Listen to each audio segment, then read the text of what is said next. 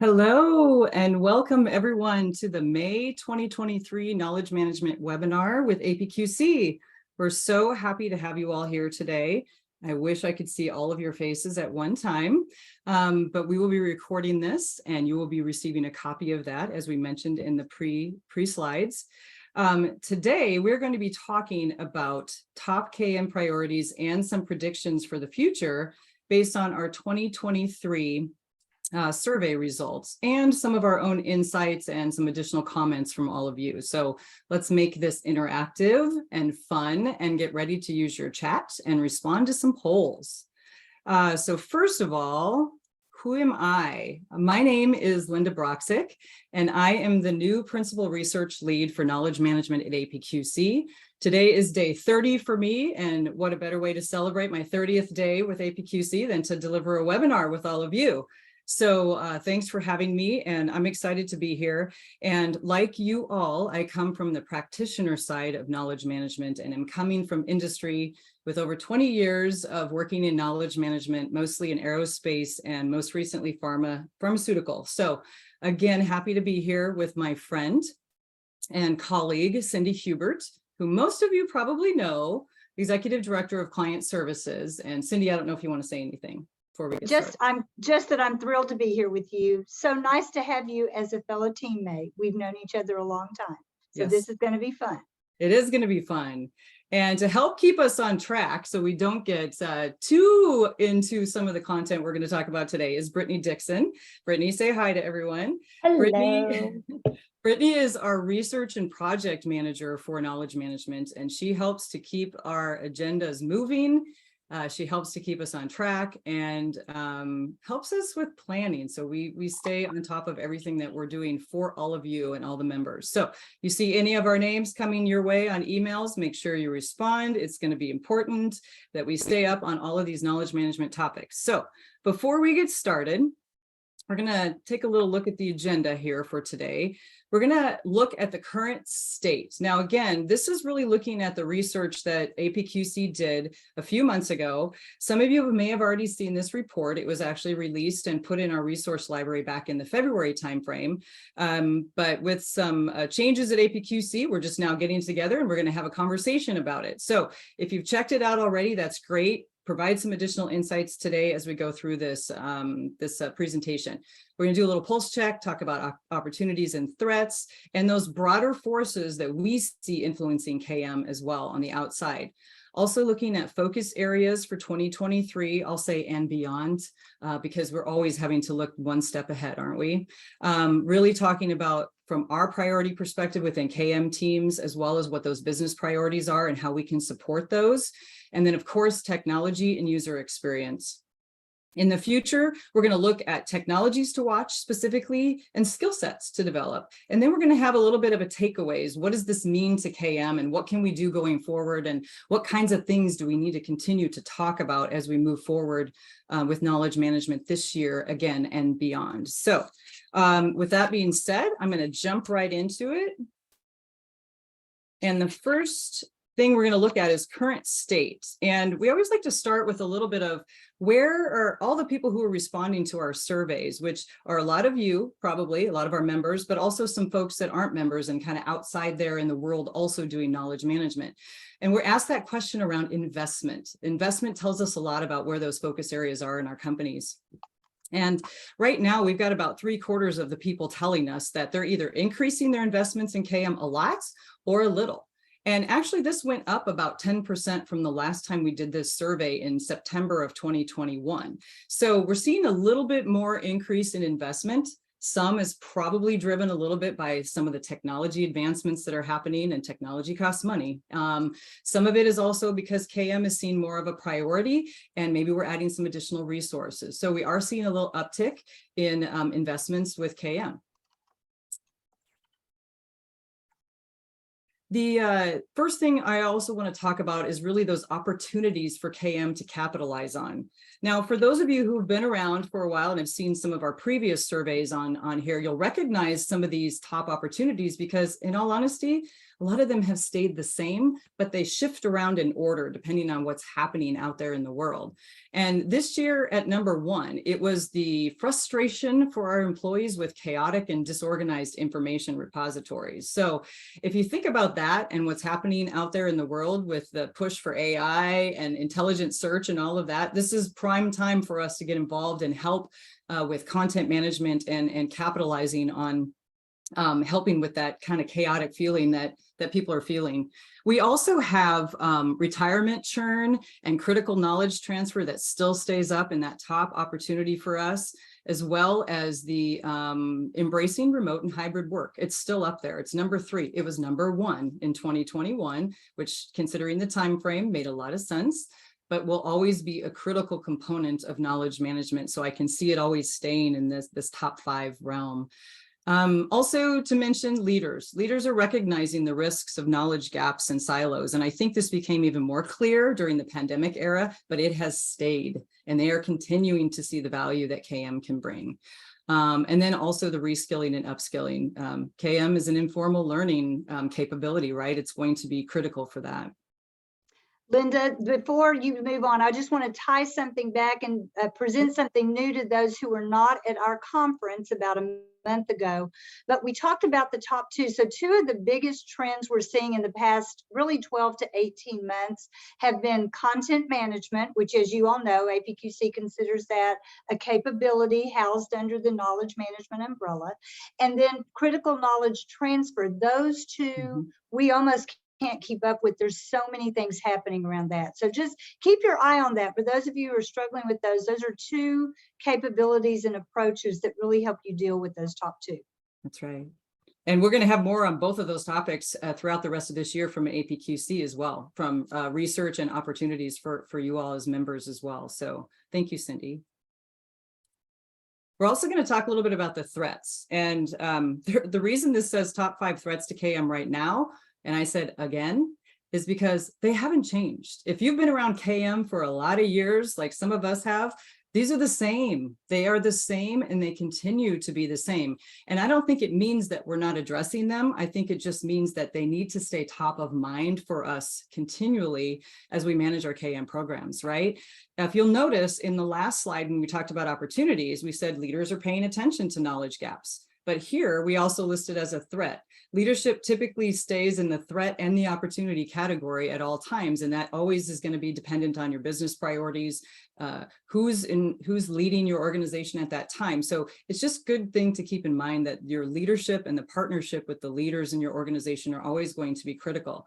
But helping them stay focused on the most urgent priorities that KM can help with is always a challenge for us. And so understanding business priorities is key for you as KMers as well. And we're going to talk about that in a minute.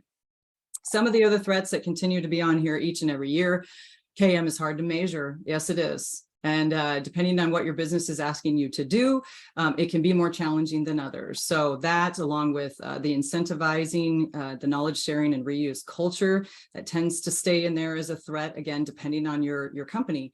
Now, some of these have remained threats for some of us for a long time. Others might already have been able to address a lot of these. So if you have good best practices and things that you're doing within your organizations where you have figured out how to address these, throw those in the chat. Let others see what it is that you're doing to help address some of these threats or even the opportunities that we mentioned. This webinar is an opportunity for you to learn from each other as well. So keep throwing those ideas and the comments about what we're talking about in the chat at the same time.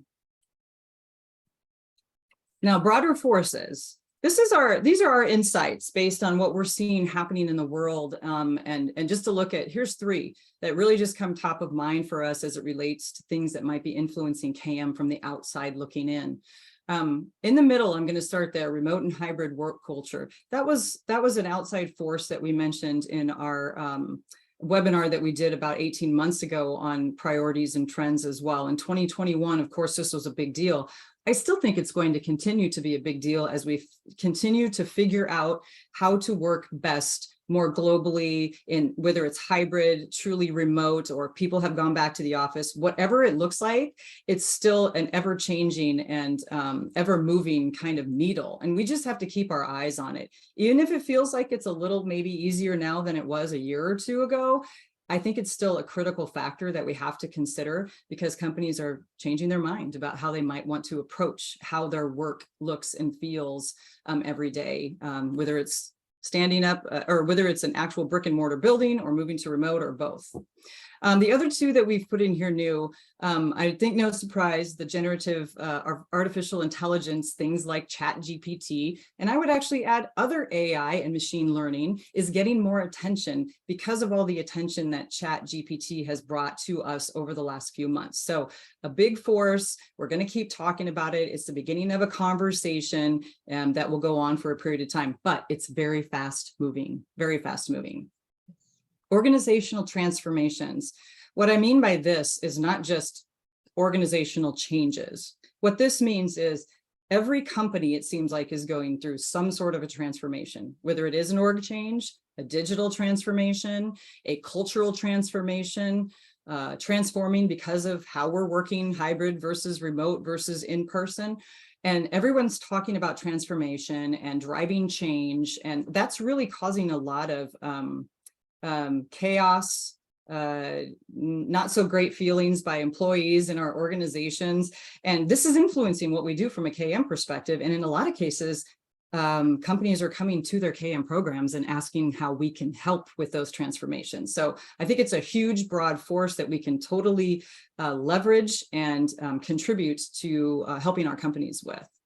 Hey, Anything? Lynda, Yeah, so I have two comments to make on these. One, we're going to talk more about AI when we get to our technology. So I'll reserve kind of my thoughts. You know, all of a sudden I'm interested in it and I think I'm an expert. Not, but I want to talk about some things. But let me hit organizational transformation. Susan Pickles just said she sees so much hitting businesses. It's constant change or transformation. She's saying I started describing transformation as much faster than an evolution. And Susan, I love what you're saying. I'm getting a sense, kind of maybe coming from another perspective, everybody's going through one. It was digital, it was cultural, it was, you know, business model, everything.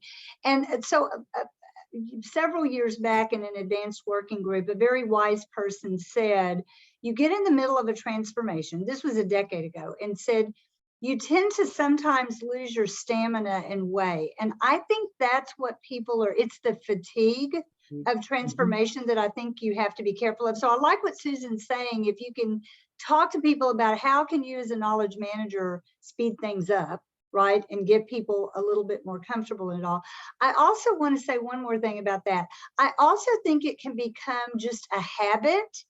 And I think the other things drive that, you know, it's just the way we're going to do it. It's transformative. So I just think we need to keep our eye on it to make sure it doesn't become a habit, and that we give people those milestones or that sense of completeness to go forth. And I think we can take a role in that. Yeah, I agree. Good comments, Cindy. I like that. And thanks for pointing out the chat. I'm trying to kind of watch it at the same time too. So well, that's good stuff. Comments. Yeah, it is good stuff. Thank you guys. And so this is time for our first poll. We're going to jump into a poll because we like to talk about broader forces, but I also always wonder, are we missing something? Is there something else that's really a big, broader force that you all are experiencing and we just don't know what it is? So this is a chance for our first poll, and I think Talene is going to help. Yep, there it is. So really, what other outside forces might be influencing KM as well? So we have things that we've been talking about the last couple of years that might still be a big thing to you. The Great Resignation, as they called it, 2021, all of a sudden people mass exodus from their jobs, going to join their dream job or just do nothing, stay home. The quiet quitting phenomenon is interesting. That's something that's defined as people who are really just coming to work every day doing the bare minimum, not engaged, out of sight, out of mind, and we're paying these people and we're having productivity hits, I believe, because of it. So those are just a couple. If you didn't know what they were, I wanted to explain them, but go ahead and put your comment or make a choice here and talk about, I think you can choose more than one. So if there's multiple things, let's comment on those. And if you're still not seeing something that might be impacting you, please throw it in the chat. we want to make sure we get that captured. I love it. Lavore Richmond said, she was talking about transformation, saying it's also seen a disruptor, and we have to believe that disruptors are opportunities. Lavore, I love that. Lean into the disruption. We always say that. And Judy, thank you for pointing out technology improvements. I think we sort of lump that under the AI, but you're absolutely right. Yeah, DEI baked into transformation. Absolutely. Yeah. Yes, it is. That is a true statement. I've seen DEI baked into transformation efforts too at other companies. So it's a good comment. I think we're probably about there. We can probably close the poll. I'd love to see this. Let's see what we've got. Oh, wow. Wow. It's almost right across the board, right? But we're still, that's interesting. Still some supply chain disruptions out there, 25% of people. The great resignation and quiet quitting still. Wow, that is okay. You guys just make me tired. No wonder we're losing stamina and being tired. Yeah, exactly. We've got a lot of outside forces impacting us right now. Still the market, still the social and global issues.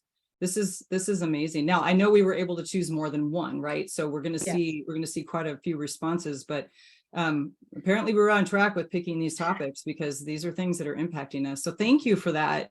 Very insightful. Oh, good. Thank you, Melissa Dom. Cybersecurity and intellectual property. Yeah. Yeah. Mel, my friend Mel, who literally just lives down the block from me. There she is. All right, there she is. So any more comments before we're going to jump into the focus areas for 2023? That was a little bit of setting the stage. Any more comments before we go on? Or that we're still going tracking. You're good. All right, cool. Focus areas for 2023. I'm going to say and early 2024, right? I feel like we're kind of in May already, so we're kind of pushing the needle out. So this chart, I decided to put the last 3 surveys on here because I wanted you to see what was happening with a couple of these categories over the last 3 years. So first time we did this survey was early 2020. We all know what was happening then. Then we did it in the summer of 21, and then we did it early 23. So now, again, just want to remind everybody from a data perspective, these are not the exact same people who answer the questions in each of these years' surveys, right? This is a broad net that's thrown out to members and non-members where we collect information. So I just wanted to set that caveat with when we're looking at the data, but in general, it does help us see the trends happening here.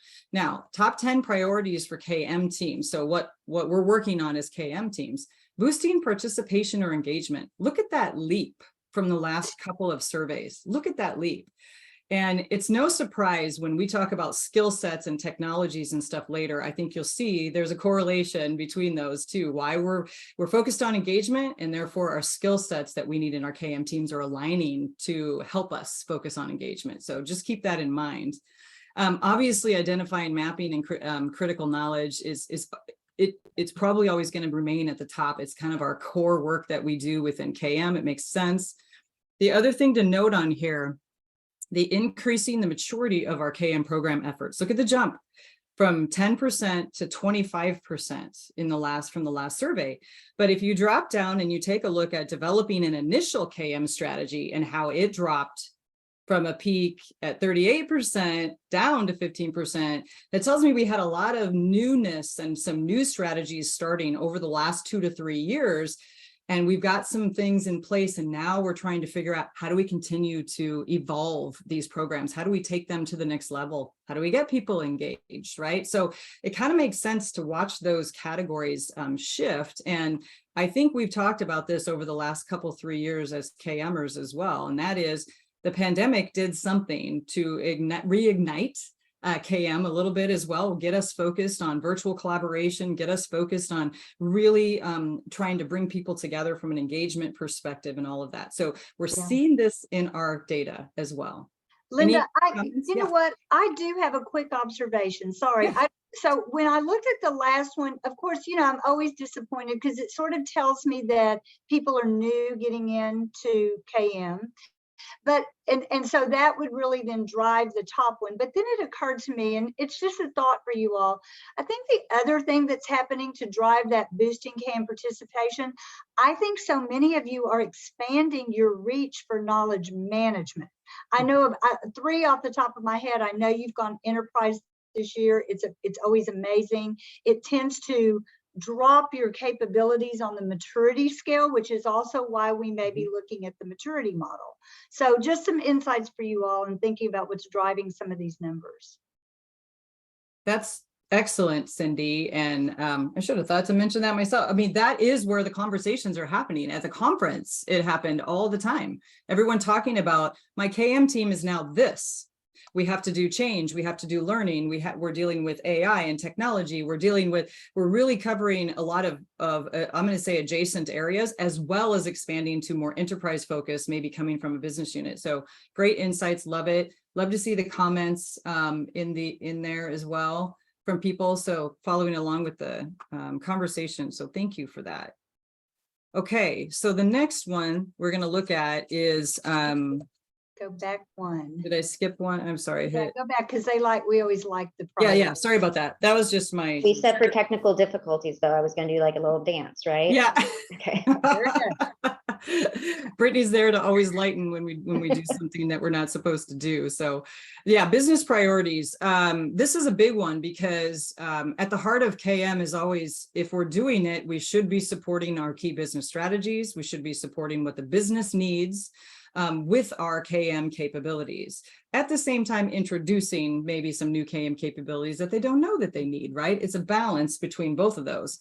But business priorities are really key. And we were going to list just the top 5. And I was like, let's put them all on there. We want to see all of these. And I think it's important to see that. Someone mentioned DE&I earlier as well. And it's interesting that in our survey, the DE&I question was new in the last one in 2021. So we only have 2 years of data.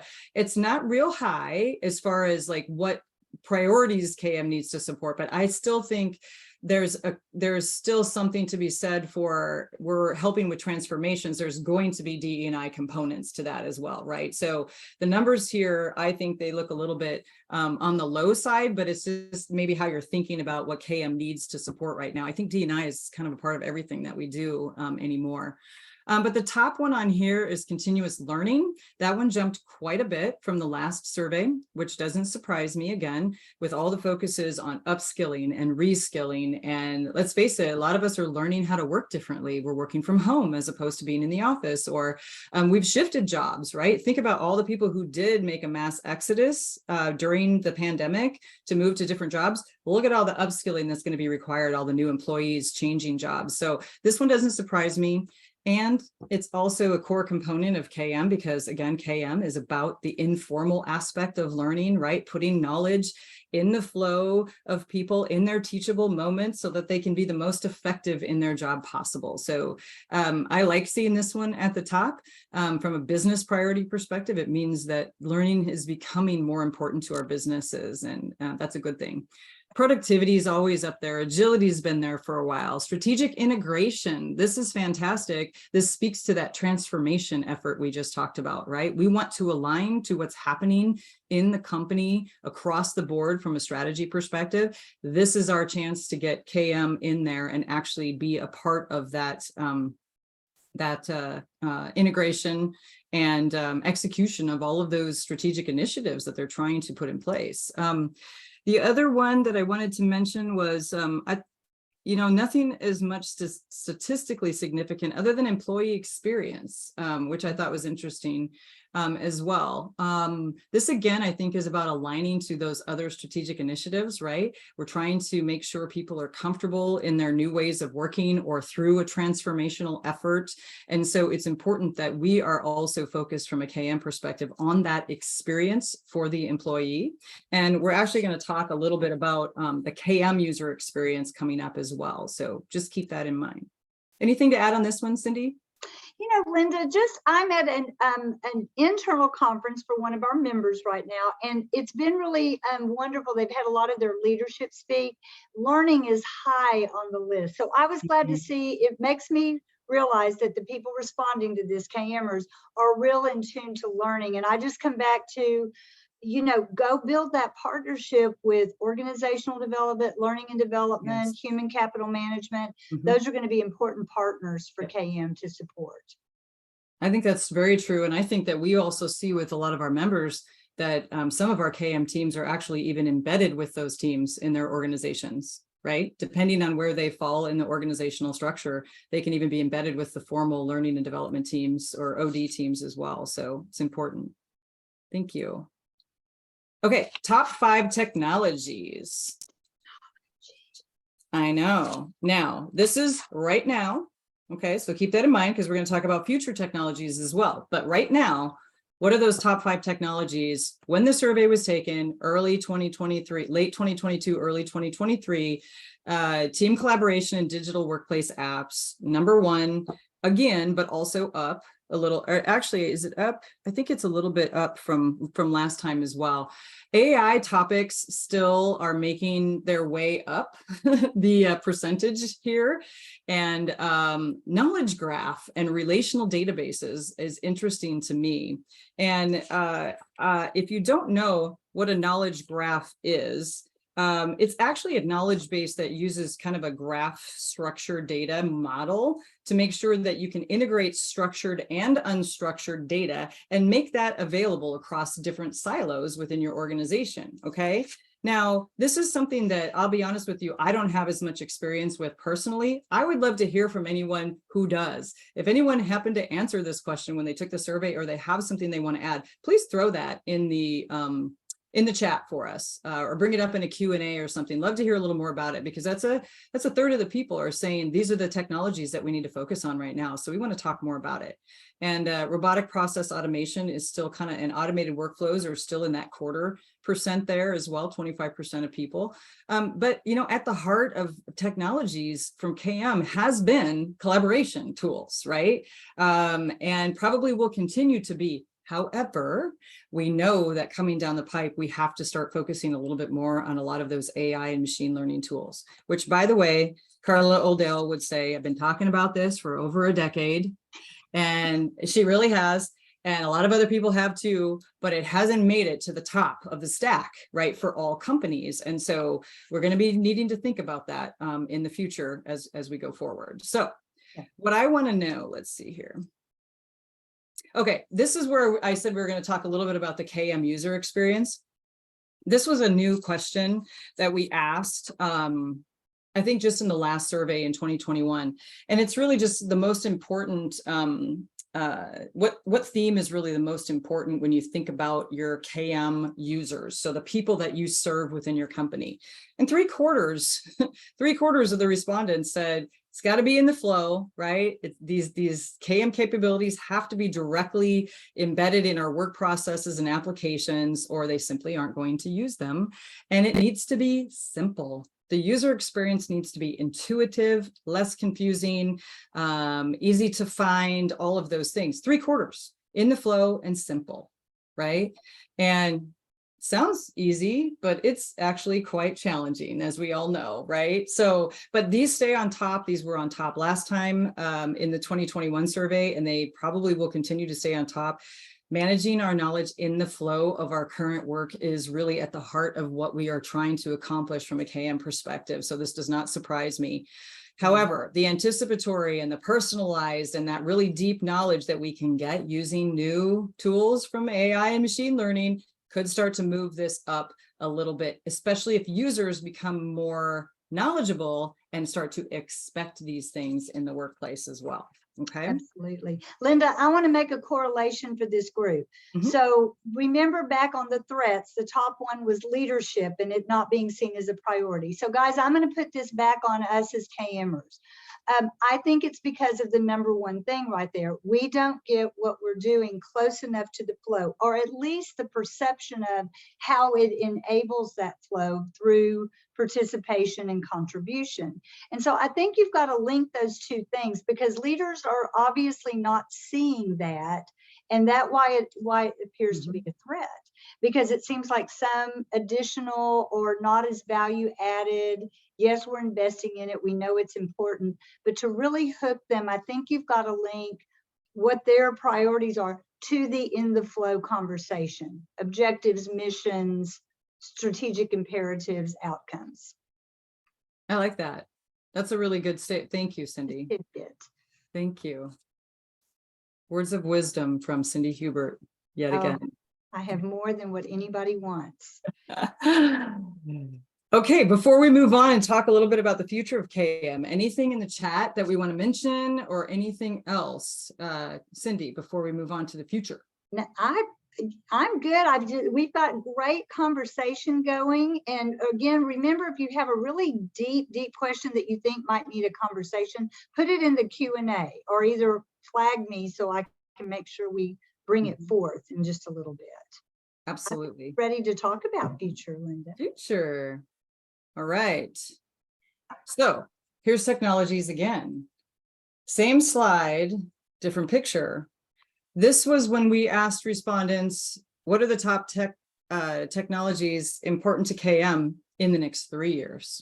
Okay, so previously we were talking about what was important right now. Now we're talking about what's important in the next 3 years. If you recall, the team collaboration tools were at 57% on the last slide for the right now. Now, for the next 3 years, it's dropped to number 3 at 37%. This is very telling, but also not surprising with everything that's happening right now. AI is moving up the chain. Doesn't mean that collaboration or collaboration tools are any less important. It's just, where do we need to put our focus? Where do we need to learn more? Where do we need to start looking at implementing some new and different solutions to help our users as we go forward? If you'll notice, it's the same top 5 things. They're just starting to shift in a little bit different order as we go forward. So a little bit more on automation and AI and intelligent search. The RPA is moving up a little, team collaboration dropping. Again, not because it's not important, but I think we're starting to figure that out a little bit more. And that's what I think this represents. I agree. Lynda, I want to remind everybody, for those of you KMers who have been in this game a long time, like I have, and those of you who are new, I think the AI phenomenon is a very interesting thing because it sort of hit the, it's 6 months, 7, I mean, it's been around for a long time. Lynda pointed out saying, Cindy, remember, we've all been trying to perfect search for years, and we have, and we're still working at it. Nobody ever says, I got this great internal search engine that goes on. But I want to point out a couple of things, just the bright side and maybe a little bit of the dark side. Let me start with the dark. So I think AI tends to scare a lot of us. I'll admit that it scares me. When ChatGPT came out, I thought, oh, can I even go to the website and try it? What's going to happen? Somebody's going to start spying on me. It's all this stuff, and what is it giving back? So there's always that hurdle of getting people over the initial, oh my gosh, what is this? Some people get really excited, some people have fear, and then there's a range of emotions in it. And so I think you've got to remember that from a KMer to, really position artificial intelligence and all the generative AI and all the machine learning as it's yet another enabler for us. And KM always gets a high when new technologies come on. Why does KM get a high? Because we started learning over a decade ago, we could facilitate and be a huge strategic contributor to the conversation. So guys, I think now we've got to really position ourselves to understand it, understand how it is going to allow us to recommend better content or knowledge assets, be part of the creative process that people are so scared of. Oh, it's going to create content, I'm going to be out of work. And we all know creative content and original content is king these days. And so my point to you is, I think you've got to harness all that we know around facilitating the conversations. You've got to understand what it can and can't do. It's still learning itself. And just as we've been training humans to learn, asking the right questions. Carla and Lynda talked about appreciative inquiry at our conference. And we've got to train the machines to ask the good questions. And yes, it can move faster than us, but it also makes mistakes, and it doesn't always recognize that it makes mistakes, is what my big learning has been. It just keeps going and going and either corrects itself or you need to help it correct. So I just wanted, as I said, going back to looking at this, I think we've got to get on top of this, guys. The time is now for us to help our organizations. On the dark side, again, I think you're going to have issues with security, cybersecurity. I think you're going to have issues with litigation. Those are all your partners in your organization. So you need to really understand what their understanding is their take in it is, and start collecting this information so you can be more and more informed. And Lynda's right. She thrilled me when she said, Cindy, we're going to do a lot of research on this and have a lot of conversations so we can really help position it. And Lynda, if I may just say one more thing and I'll get off my platform. So we're not ready for some of this, guys. So I know that because I'm helping some of you with content management. APQC is doing our own content management. We don't have good ontologies.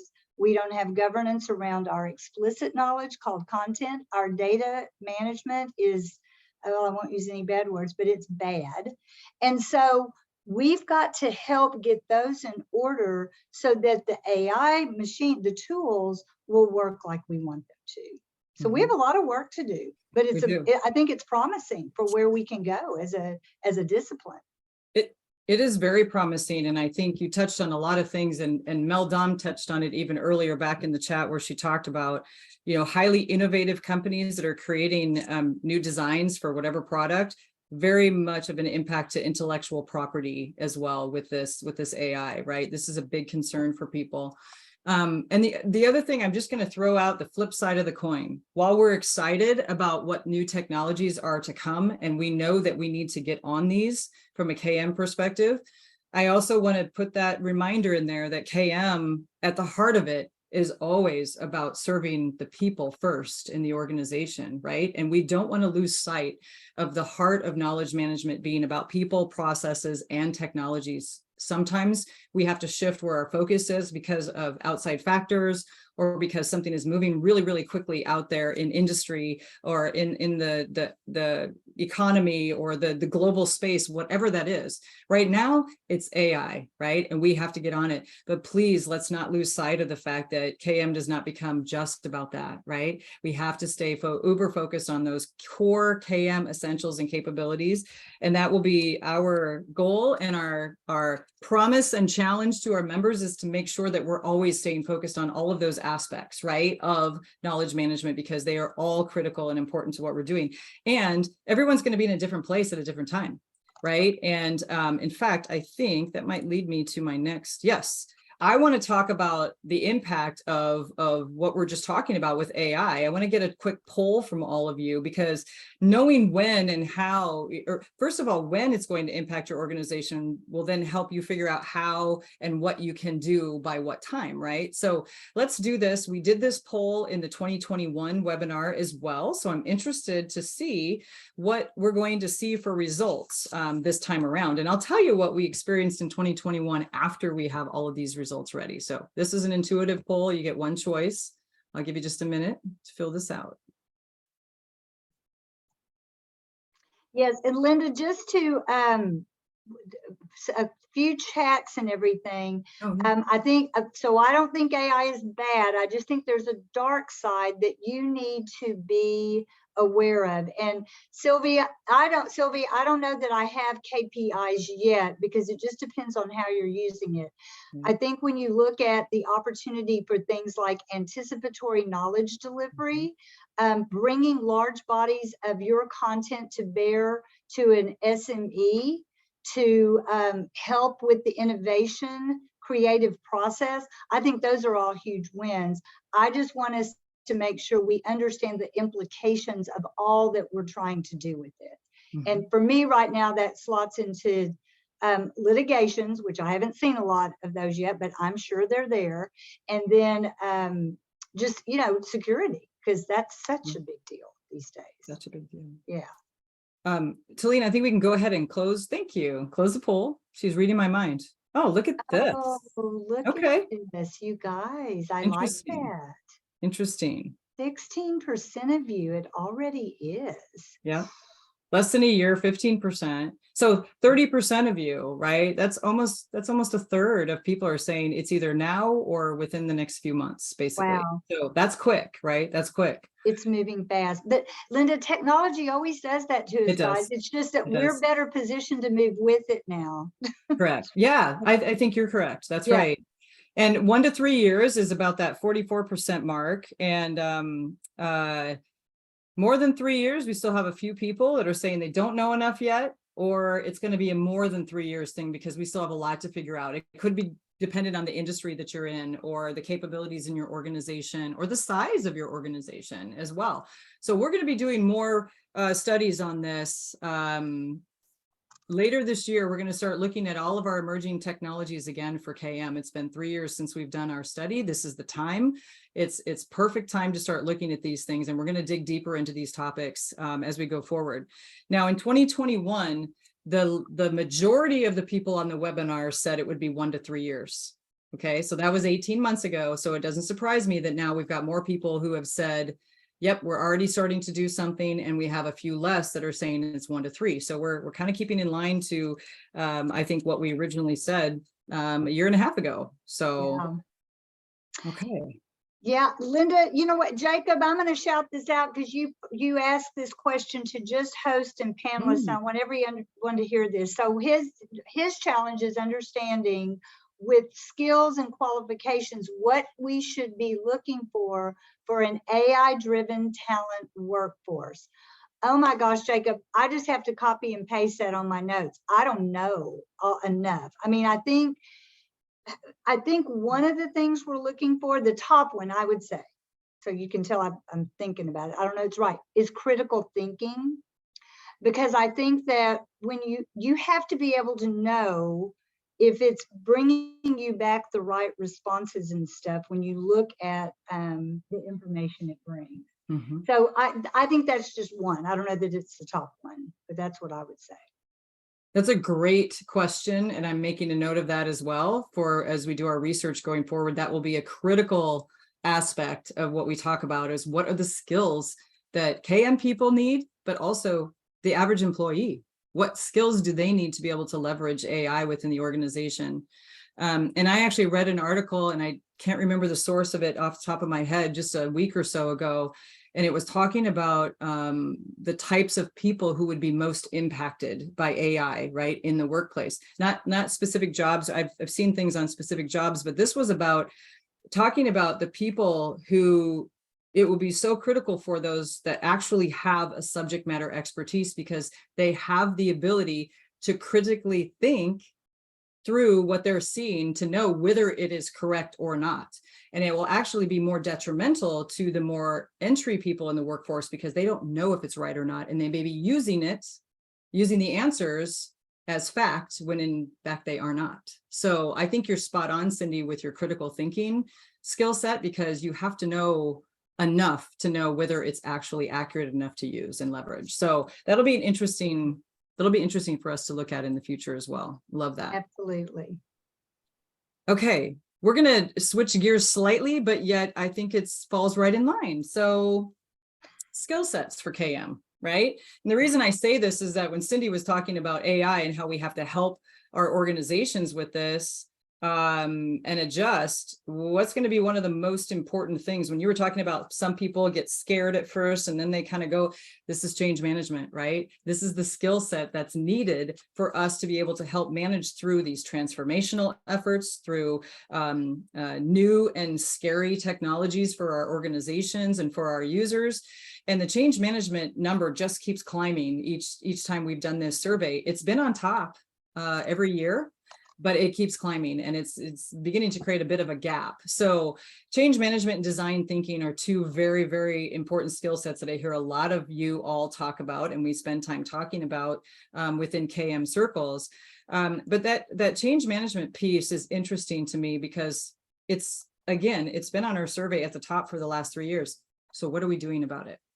Right? I want to hear what people are doing about it. We're going to ask a question in a second, but also put anything into the chat that you might want to about these particular skill set areas and what you might be doing in your organization to address these as well. But just know we're continuing to look at these within APQC as well.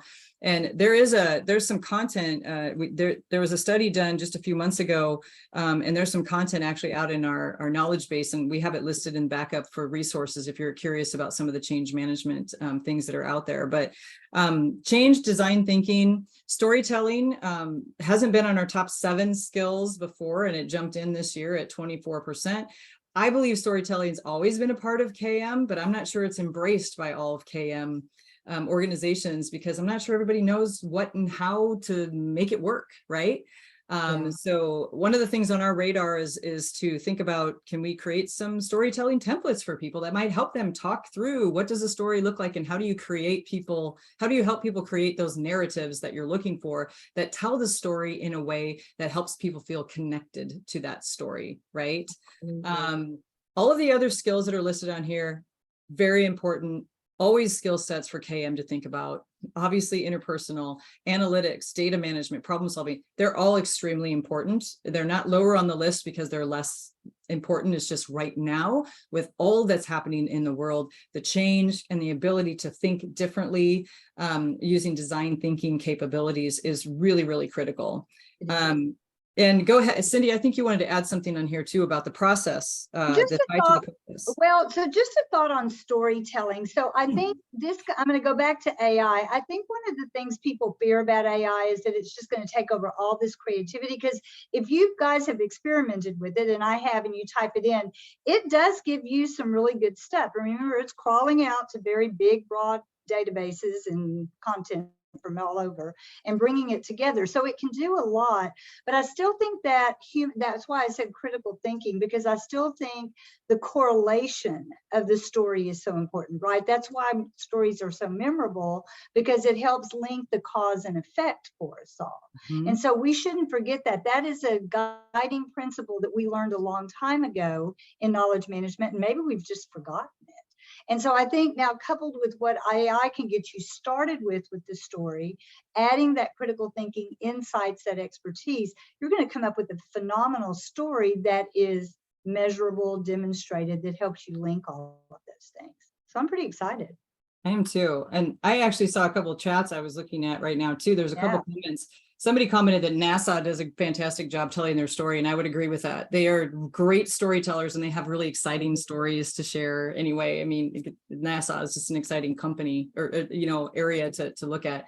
And Lauren Trees, who's on the call, hi Lauren, she also made a comment on here about storytelling and design thinking. She sees those as part of change management as well, and that's a great comment. So thank you for adding that. They all do work together in order to manage change more effectively, right? We need to help people facilitate through that change using design thinking principles, as well as teach them and have us help them tell their story in a more effective manner. So thank you for bringing that up. But these are really critical, and we're going to be focusing more on this in the future as well. Okay, so I do want to ask you all one final question about this in particular, because I'm very curious. It keeps jumping, but I want to know what we're doing about it, right? So this is a poll to ask you about how your KM program, what are they doing to address the change management challenge right now? So I'll take a minute and let you answer these questions, and we'll see how this comes out. That's a really good question, Lynda. I'll be anxious to hear that. Me too. Lynda, I also want to point just a quick Q&A question we had about what KPIs knowledge managers use. The very fast answer, and we have a lot of this in APQC's resource library. Let me do a plug for that. Brittany Dixon watches how many of you are using it. Yes. So there's a lot. Typically, KM programs have a set of operational measures. Very popular ones are participation and contribution, anything that shows that. And then they correlate it to the outputs or outcomes the business likes to look at. So if you're looking at innovation, all the way of number ideas to number ideas that make it through the funnel or the stage gate to patents or papers or whatever that might be. So what we've learned is really to link the KM measures to the KPIs the business cares about. That's my real short answer. There's a lot more to that. Great. I think we can probably go ahead and close the poll. Let's see what we got here for our answers. I'm really curious what's happening. Oh, and we're kind of all over the board. I will say I am surprised to see nothing formal, right? Though in over a third of the folks here. So not a lot hiring third-party resources. Leveraging external trainings, that's always good. I like the internal change model or framework. That means companies are thinking about how to manage change within their own companies. And I've read research that says some of the most effective way you can do that is to develop your way of managing change within your organization. Now, it might be based on external, certifications that you've seen and external factors and research and all of that. But establishing how you manage change within your organization is usually considered one of the most effective ways to do it. So Interesting though, we have a lot of a mix here. The hiring KM professionals with change experiences is we have a few people that are doing that as well. I see that as, again, because of what we talked about on the last slide with change management being a top skill set for KM. I can see that one increasing as we go over time, that we're actually looking for people that have an understanding of how to manage change more effectively, because that's what we have to do in a lot of cases from a KM perspective. So, or maybe you have change teams that are there at your disposal as well to help you work through some of the changes as well. So thank you for that. That is great information. Great to see that y'all are doing some things relative to change management, but it's still going to be a top priority for all of us. Okay, with that, we have 8 minutes left according to my watch, and I just want to talk about key takeaways. Love this picture. This is how I feel sometimes. The little hat with the tin foil, the goggles. Just a few things to keep in mind after what we talked about today. Overall, I think KM is really in prime time right now for success, right? With the current landscape of what's going on globally, technology-wise, the need for critical skill development and upskilling. I mean, this is the time. KM has always been important to all of us as KM professionals, but it can ebb and flow in the business. So let's keep that moving. We have an opportunity to really go provide some value in our organizations.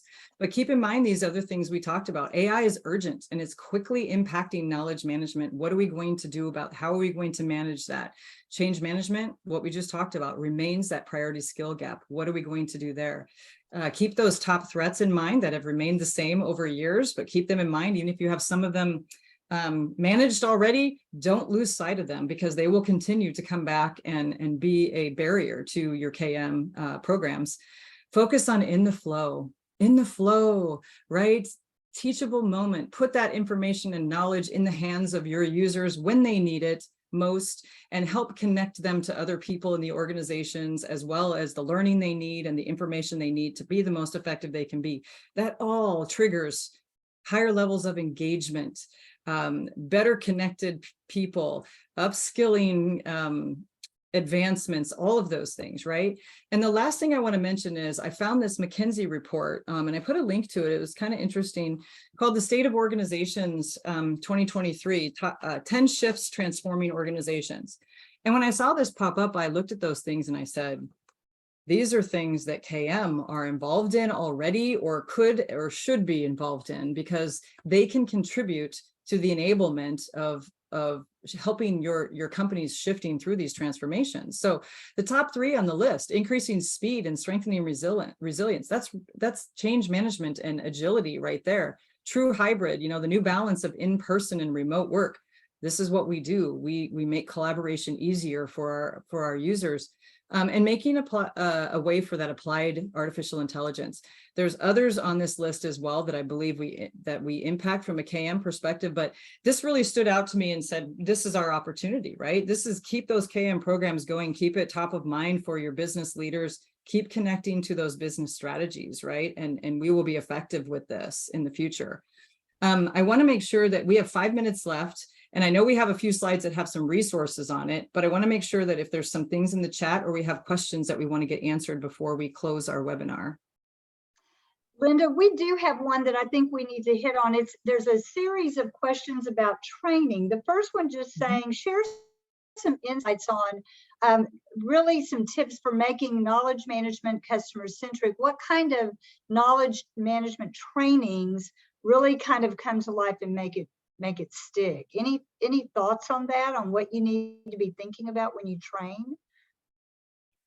That's always an interesting question to me. I'll be honest with you. And this is just Lynda's perspective. In my experience, training people on knowledge management in general is not something that I've ever saw as a very valid use of my time.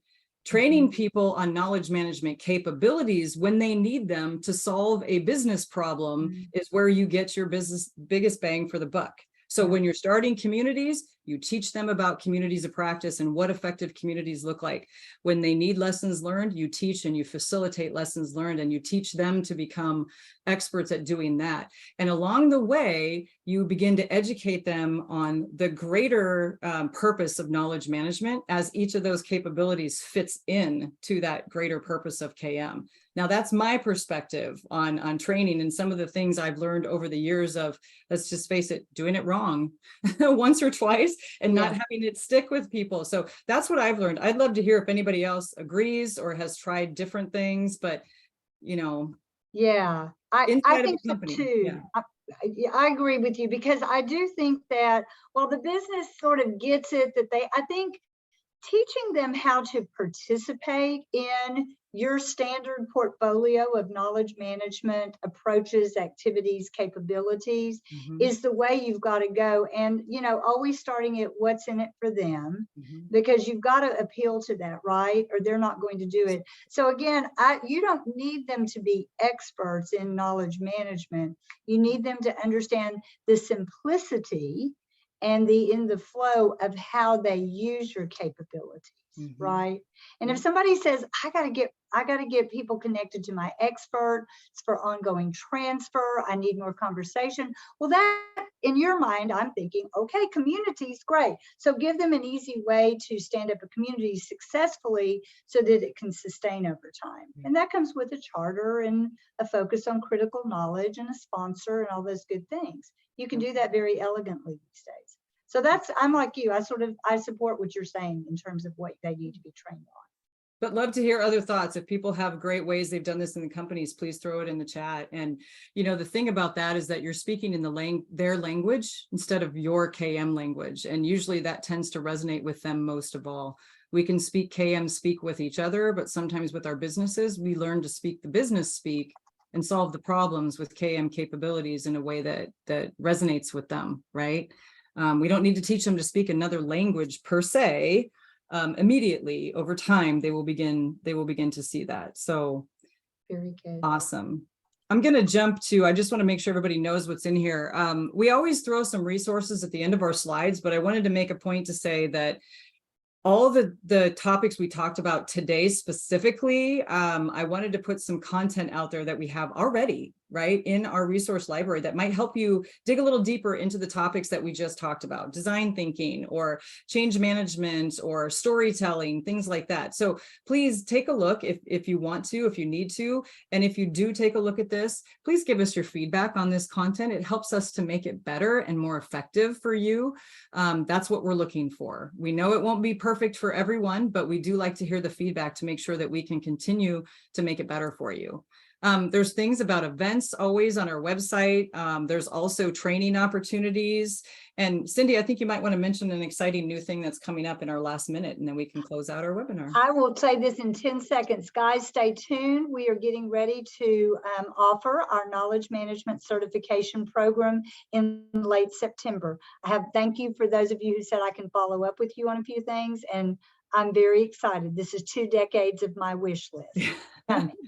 Thank you, Lynda. Exactly. Well, I think we are about at time, and we kind of answered questions throughout. So hopefully we were able to get to your questions. If not, we are keeping track of everything that's in the chat and the Q&A, and we will make sure to get back to you with answers and information that we might already have to help answer those questions further. So thank you again for joining us today. It was wonderful to have all of you here, and hopefully we'll see you again in a future webinar. Have a wonderful day. Thanks, Lynda. Thanks, everybody. Bye.